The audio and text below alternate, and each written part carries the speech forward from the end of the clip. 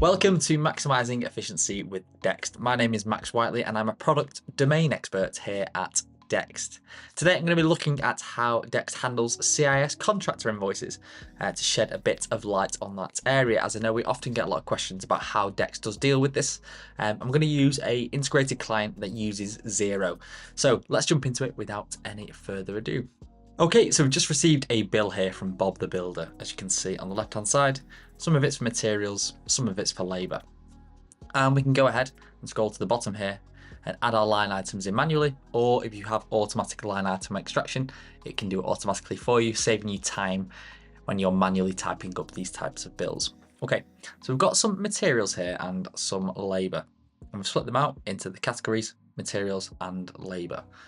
For those of you who have CIS registered clients, what you'll see is their contractors, when they're using things like Xero, need to be set up in that format. Within Xero, you can go ahead, enter that contact, you can put what sort of rate of CIS and they're charging, if they're at the standard rate or the higher rate, you can put their registration number in.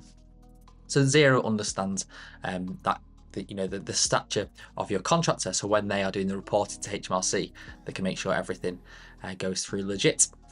But if we jump back into our Xero here, so we've got this invoice, we've split it out into the normal codes.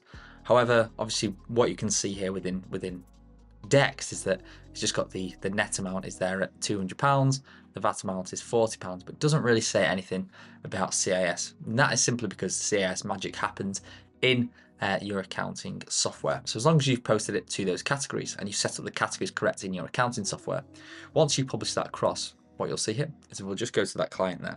We'll just go to Bob the Builder, should I say. Head over to that.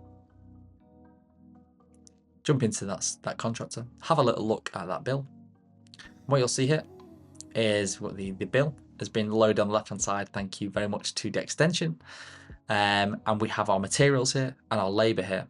It's got the amount, the net amount, and it's taken that CIS deduction there of 20% off the labour only. In accordance with the HMRC rules. So it simply is that simple. You don't have to overcomplicate it. And Dext and Xero, or Dext and QuickBooks, Sage, whatever may be the case, have a little look and have a play around with it, as it can be, we can make sure we seamlessly record all of your CIS contractor invoices.